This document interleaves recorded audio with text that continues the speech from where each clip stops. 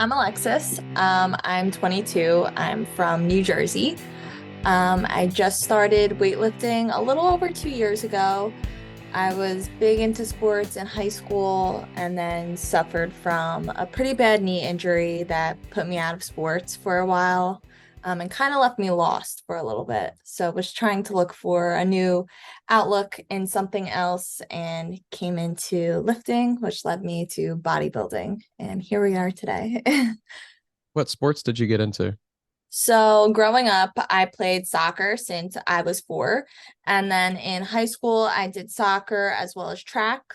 And then at a soccer tournament, I unfortunately tore my ACL and meniscus, which led me to get a full-on knee reconstruction surgery, put me out of sports for over 3 years. And how bad the injury was, the doctor said he didn't know if I'd be able to play a sport again. So, giving up my dreams of playing in college and kind of just doing school and trying to find some other outing for me. Going through the experience, I'm assuming, of like physical therapy, for you, was that something that was very challenging mentally, just knowing like that you used to have this ability and that you kind of like took took it for granted to be able to do kind of whatever you wanted, then you had to like almost redo that? Yeah, absolutely. I mean, going into rehab the first day, immediately my doctor said to me, lift your leg. And I was like, this is so easy. Okay. And I couldn't even lift my leg the first day at therapy. And it was just the most disappointing thing mentally and physically, just realizing how strong I was and how quick it could get taken away from you. And, you know, through that, it was mentally challenging, wanting to give up right then and there. I was like, you know what? I think I'm done. I'm hanging up the cleats. I'm hanging up any type of sport. I can't do this anymore.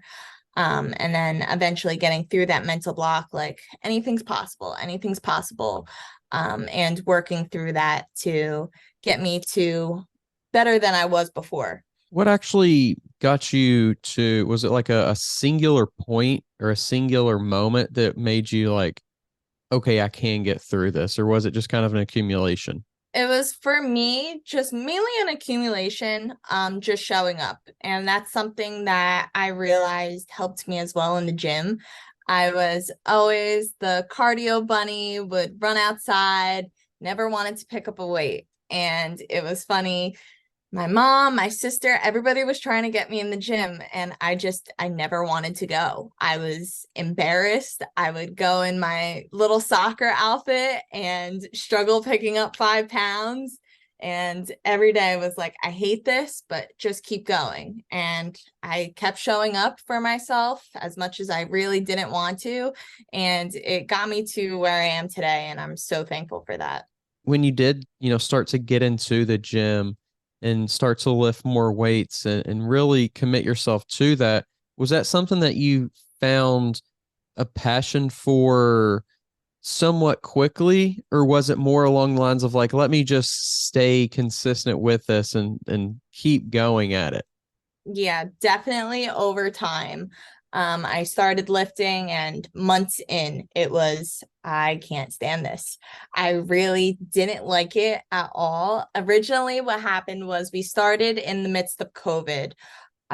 Me, my mom, and my sister, we actually went to a HIIT training, and we did HIIT training every morning. She would have us up at 5 a.m.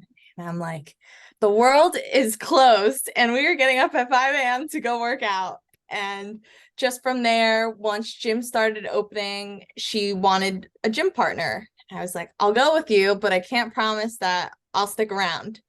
And, we would go, we would help each other out. I'd watch YouTube videos, I'd watch other people, and then I would go through the motions and then just learning, educating myself. Okay, I definitely need to eat more.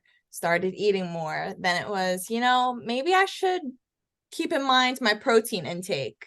So I started there tracking my protein. And then it was, what are macros? And looking into macros and then doing my own macros. And then once I really transitioned into tracking my macros and seeing how much I'm supposed to be eating and putting myself through my maintenance and my bulking and my cutting phases, then seeing my body change and seeing my mind change mentally and physically, I was like, I want to take this to the next level. I was getting stronger, and I realized like I'm capable. I can do this even with a bad knee. I'm able to do whatever I want to do. And that's what really led me to competing. Would you say that having that partner there to help hold you accountable is something that really made you stick to it at the beginning? 100%. If it wasn't for my mom, I would not be where I am right now. Having like a person to have that experience with, and then you're kind of learning, were you also like passing that information along about the food and about the macros and about whatever else you were learning? Yep. So it was funny when we originally started, everybody knew me and my mom as the duo. We would always go in together. Then once I started tracking my protein, I would have her track her protein. And then once I got into macros, I would help her with macros. And then just also seeing her body change. I mean, her body's changed so much from tracking macros as well as mine. So being able to do it with somebody and learn along the lines like together really helped me, because going in it alone and having nobody to motivate me, there were days I didn't want to go, but she would want to go, and she's like, get in the car, and we would go. And same thing with food, if I want an off day and I already had an off day that week, she would keep me on top of it. And it was like my own little coach on the side before I actually did get one. And having the experience of almost like in some ways being a teacher to her from what you're learning and passing it on, do you feel like that almost reinforced the education that you were getting? 100%. I mean, it's one thing to coach yourself in the beginning, and that kind of left me lost. You're always your worst critic. But seeing the changes through my mom, I was like, we're doing something right. And that's kind of what kept me going. Yeah. And at what point did you actually learn about bodybuilding? Social media, seeing people compete, and, originally what drew me to it was challenging myself. I always am looking for a new challenge. And once I started getting into lifting, I made my own fitness page. And just by posting, trying to put myself out there, using hashtags, reaching out to people. And that's where I came across my coach, Alex. And he completely changed my life. I reached out to him. He reached out to me. We would talk via DM just about general questions about the gym. I always felt like I could just reach out to him about basic things. Originally, we were talking. He's like, oh, you have an awesome like foundation. And I was like, thank you. Asking him about macros, like, hey, I feel a little stuck here. And he was always willing to help. And what really drew me to him was he welcomed me with open arms. I asked him, listen, I have no idea anything about bodybuilding, but it seems really cool and I want to get into it. But to be honest with you, I don't know what it entails. And he was nice enough to send me multiple voice messages explaining everything, what I need to look for, this, that, and like to not rush my time. And that's what really made me choose him. So if it wasn't for him, I still wouldn't know really much about it. He really gave me the ins and outs of everything about it. And, even hearing it from an outsider before you even get into the sport, like there's so much more once you're in that sport. I didn't expect last prep, you always hear people struggling with eating post show, and you hear like people struggling mentally. And I've always been so strong and so disciplined mentally. I never thought that I would struggle. And he would always remind me, even the strongest people struggle. And I'm like, it's never going to be me. It's never going to be me. And going through the weeks and how exhausted your body is and like pushing yourself to a limit you've never pushed yourself to before, it's like you can't even explain what it does to your mind. If you're tired of searching for a coach or trainer, somebody who knows what they're talking about and has experience, make sure you go check out the new Coach's Corner on weightroompodcast.com. You can find quality, qualified coaches to help you achieve your goals, whether that's in bodybuilding or just general fitness. Stop wasting time and start achieving your goals today. The link to the Coach's Corner is down in the description below. I remember really diving into the world of bodybuilding. I always took inspiration from like old school bodybuilding and things like that. And that introduced me into like kind of seeing what it was.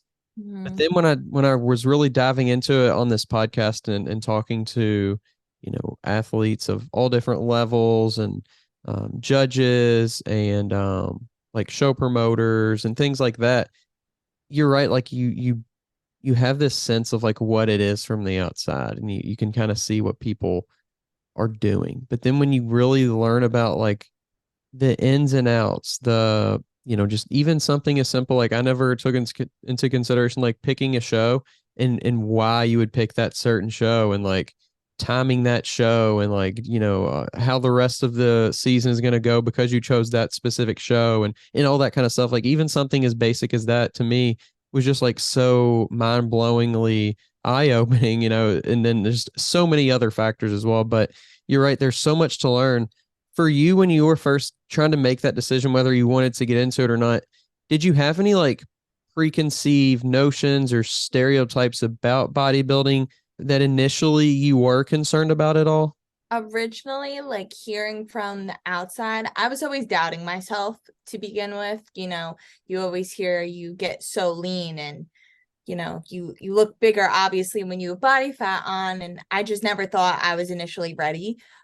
So having self-doubt with that, but also hearing, it's difficult for I mean, it's difficult for men as well, but for females and hormones and people highlight the bads of bodybuilding 9 times out of 10 on social media, and hearing girls lose their periods and lose their hair and fertility problems, that was always a trigger for me getting into it. And that's why it's so important to have a coach, I feel, and to have somebody that you can trust along the way, because you do get so mentally challenged. Yeah. And for you, was going into it something that you were going in with a competitive more, I would say? I think everybody has like a competitive spirit when they get into something competitive, but like for you, was it more of like, let's make this a competitive based thing, or let's also maybe think a little bit more about the health and the like doing it for the long term? Was that something that you were initially thinking right away? Was just trying to like make this something that you could still do in 10 years or in 15 years if you wanted to?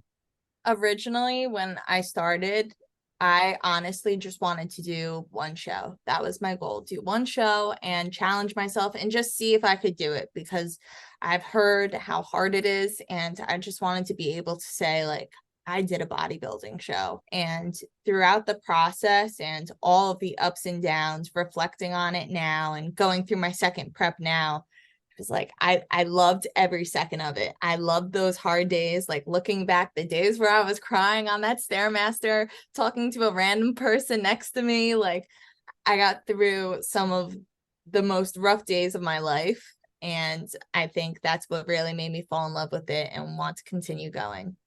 And in the moment, did you have those second guesses or doubts about the process?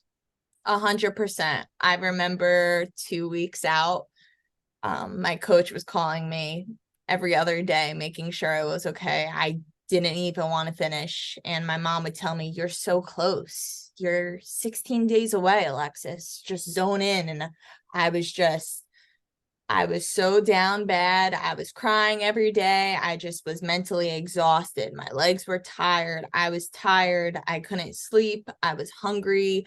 I didn't even want to talk to anybody. And I knew that I was losing it. Even my brother in my house was saying, "Hey, Ma, like Lexus doesn't even talk to me anymore."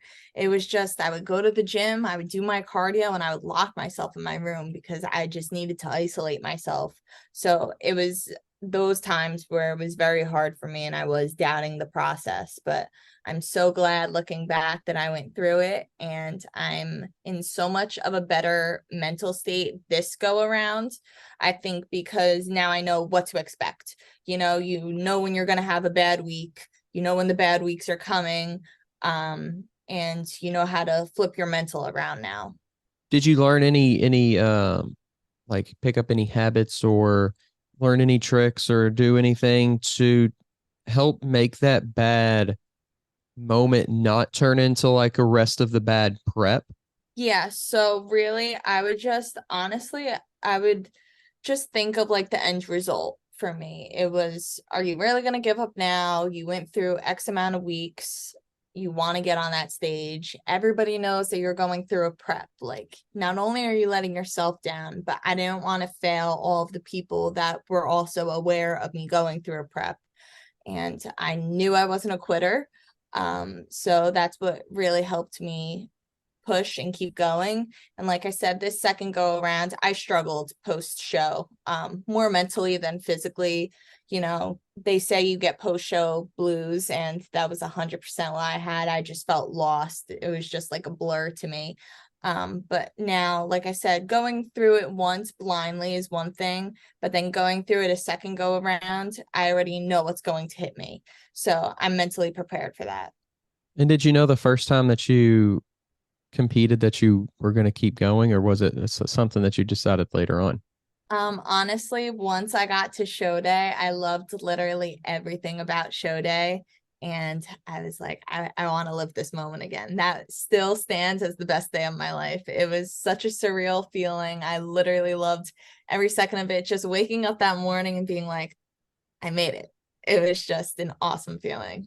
Do you have kind of like a plan to continue going as far as like these are my goals, or is it more along the lines of I just want to keep competing because I love the feeling of the accomplishment of it? I really just want to keep competing for the feeling of accomplishment. As you know, I did do my first show was summer shredding. So that wasn't an NPC show. However, I am going into my first NPC show this November after the Summer Shredding Championship. And of course, if you qualify for that, then you could qualify for a pro card later on. And part of me is like, take some time off, which I will, get my body healthy. But obviously, if I qualify and I get that high, I'm going to want to keep going. Tell us a little bit about that summer shredding experience. I went to summer shredding last year in Houston, which was a crazy experience. It was really fun, and just seeing everybody and the support and everything like that was really cool. But tell us about your experience. I loved summer shredding. Originally that was never my initial plan to compete in that. I actually wanted to do a local NPC show up by me, and Alex recommended summer shredding. So we did it. And I'm so thankful that I did it because it opened so many doors for me. I met so many great people, so many influencers along the way. And they say in an NPC show, everybody backstage is head down. They're here to win. They're zoned in. Backstage, everybody's friendly at summer shredding, talking to you, cheering you on. It was just a great, close-knit environment, which was so awesome. And that's why I'm so excited for Houston, because I've never been to Texas or Alpha Land, but I hear that the Houston shows are absolutely insane. Yeah. So It was a lot of fun, and getting to go to Alpha Land, it was an incredible experience, and just seeing everybody there and interacting, working out, but also just chatting and having a great time.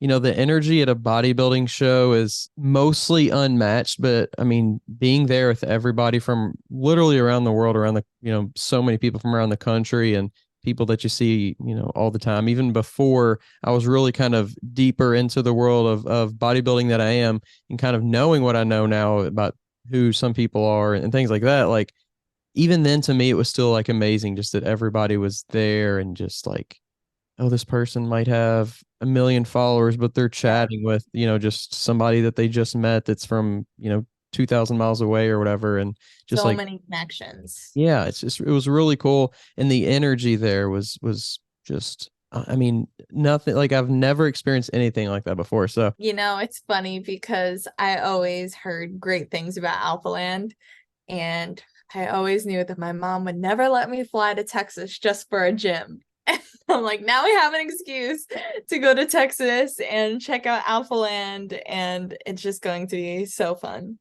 yeah, you're gonna want to move down there. You're gonna want to just stay there all the time. It's so fun. Like, I Oh, think I we believe it. we probably spent like of 2 days there, we probably spent like, I don't know, like 10 hours at the gym in those 2 days. It's just like you hang out and you work out, then you go and have like take a break, have like a little meal, and then you go work out again just because, and Yeah. shoot some basketball and talk to people. It's so much fun. And the cool thing is you're around so many like-minded people. Up here I stay pretty much to myself. I feel that's a big thing with bodybuilding. 9 times out of 10, you don't have too much of a social life when you're in a prep. But going to Alpha Land, everybody has that same goal. Everybody has a similar mind, and just like being able to connect with those people, I feel is going to be so cool. How was your just like your training, your diet, nutrition, your recovery? How have you seen all that kind of evolve, even just in a short span that you've been in the sport so far? Completely did a 360. I mean, going through my first prep, like I said, seeing the food, I wasn't really understanding, I was just going through it at that time. So when I would get more carbs, I'm like, why would you give me more carbs? Like, isn't that going to make me gain weight? And you learn that your body's just a furnace. And that's like something that I really learned post show. Coming right out of the show, you see these people and you see TikTok trends, especially, and it's what I ate after my bodybuilding show. Yeah. And it's people just shoving their face. And I remember I was like, I want this and I want this and I want this. And your eyes are so much bigger than your stomach post show. Your stomach is this small. And it's so important to stay in lock with your nutrition for a little bit to get your body back to a normal state, to then open yourself up to those new foods. But it's crazy to see how quick your body can change with certain foods introducing and taking out. And as far as like understanding and appreciating the recovery side of things, is that something that you kind of have more of a grasp on, or is that something that's kind of always been in your head because of sports? You kind of found the importance of it, or what was your mindset then and compared to now on that? So post show, I was constantly getting warned to be careful. I have a very big sweet tooth. I love my cookies, and our show was right around Easter. And I don't know, I was craving Reese's peanut butter eggs all prep. And I would go to Target like every day and get a bag and get a bag and get a bag. I would put it in my Easter basket. And I remember one of my teammates saying, throw that basket out. And I'm like, I'm fine. I'll take a piece of candy once a week. I will be fine. So, post show, we went out for hibachi. I took 2 bites of my hibachi. I said, okay, I'm full. No more. I had a bite of a cookie backstage. I was full. No more. The next day I had some ice cream. That was like our free for all day. And then I was back on the plane to go home to Jersey. So back on the plane, back on plan, eating my meal plan. And then that next day it hit me and I was like, I want more sugar. And from I want more sugar, it turned into every day. And I was learning, how was I so disciplined throughout a 16-week prep of eating to the gram everything that I'm supposed to eat. And now every day I'm failing. Every day I'm overeating on something. I remember going in my freezer. I had to buy, I don't even know how many cookies. My freezer was stacked with cookies. And I would be trying to bite the cookies and they're frozen. And then I would look at myself in the mirror and I'm like, what are you doing? Like, what are you doing? So it was definitely a struggle for me post show, like understanding how quickly you get that body is how quickly it could get pulled from you. And like I said, I was warned time and time again. And I was just feeling so lost. I was disappointed in myself more than anything.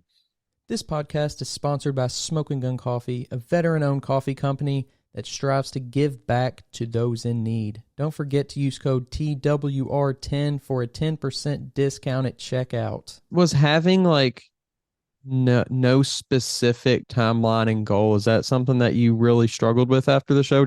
Definitely. I mean, I was aware that I was going to compete again in October, and I went away on vacation in the summer, and I had graduation after my show as well. So I had a lot lined up. And that was something that I was trying to keep in my mind. Listen, you have graduation coming up, you're going away on vacation. There's a lot, like, keep yourself in check for those special events, but also like enjoy yourself. So part of it was stay strict so that, you know, you still look your best on vacation, you still look your best for graduation. But then the other half of me was telling myself, enjoy yourself, because prep's going to be starting before you know it. And it was just the constant, I was just stressing myself out overall.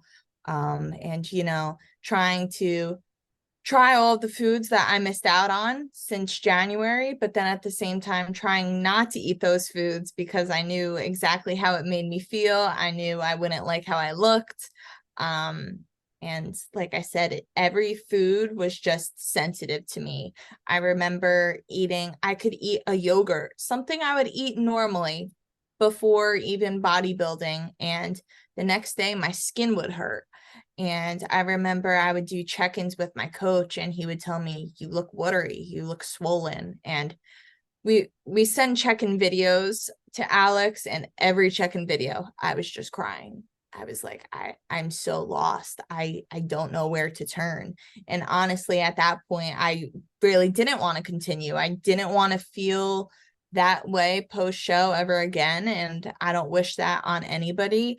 But it was also a breath of fresh air knowing how many other people also struggle post-show, and that it's a very common thing.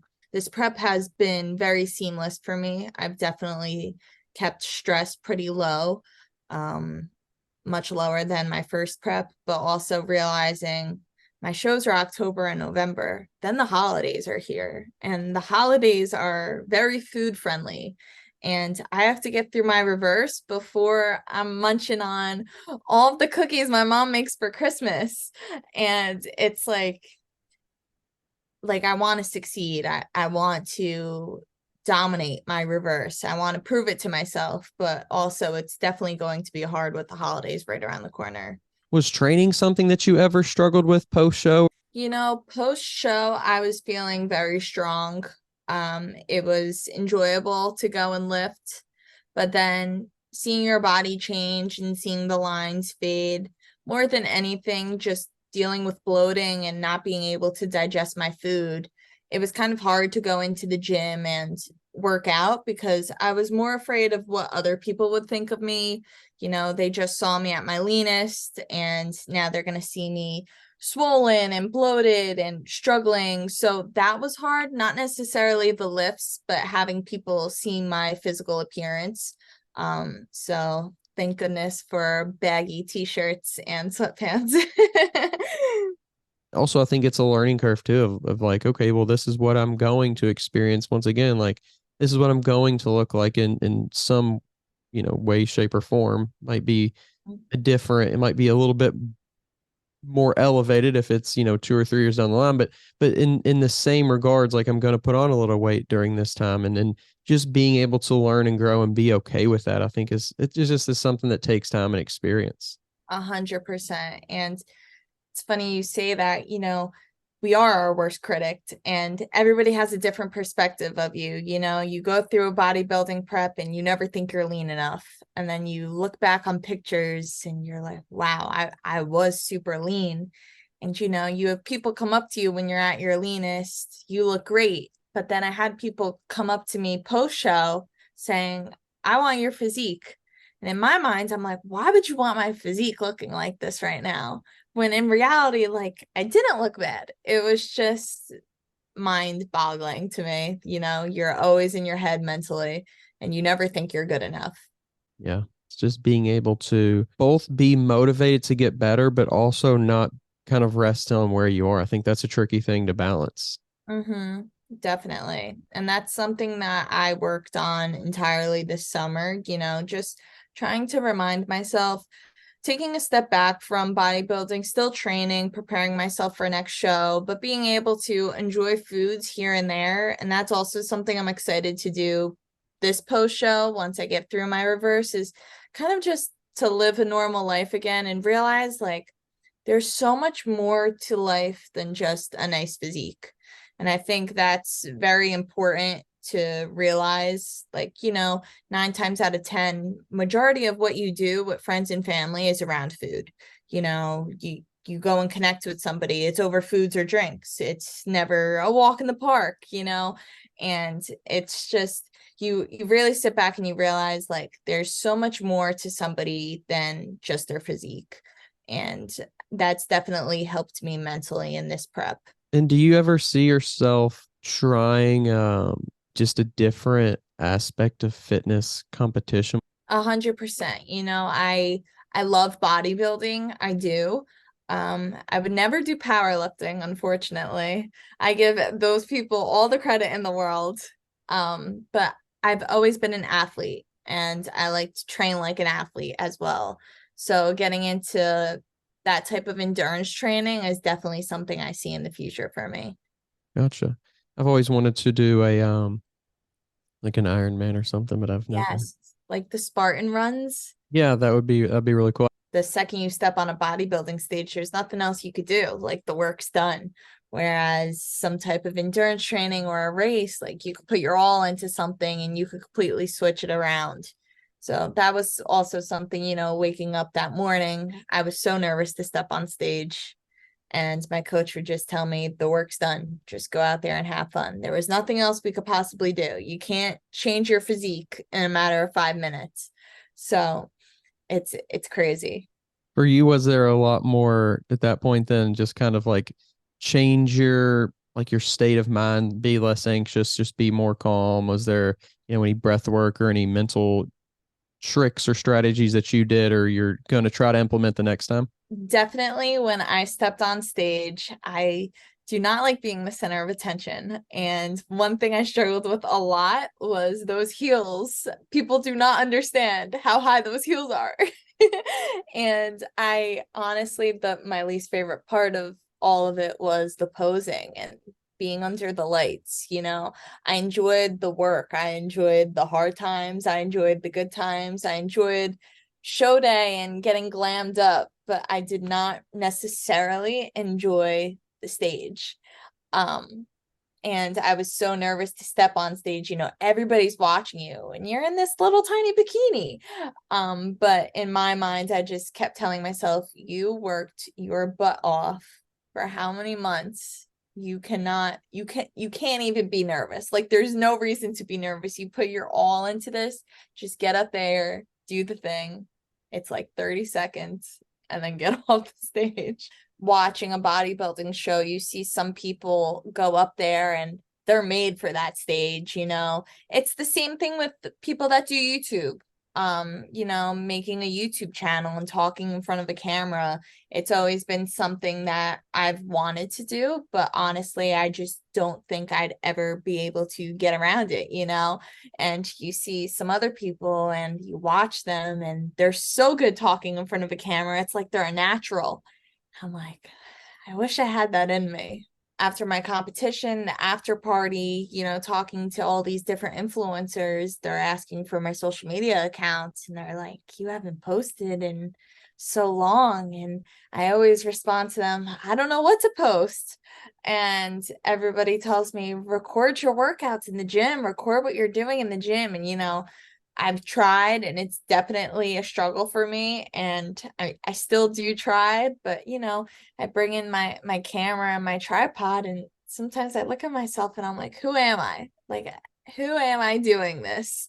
And I get nervous when other people around me watch, but then, you hear people come up to you and ask you, oh, do you post workout videos? I want to watch your videos. I want to watch this. And I know it's something that people would be interested in, but at the same time, getting through that, but who am I? I'm a nobody type of mindset is definitely something I struggle with.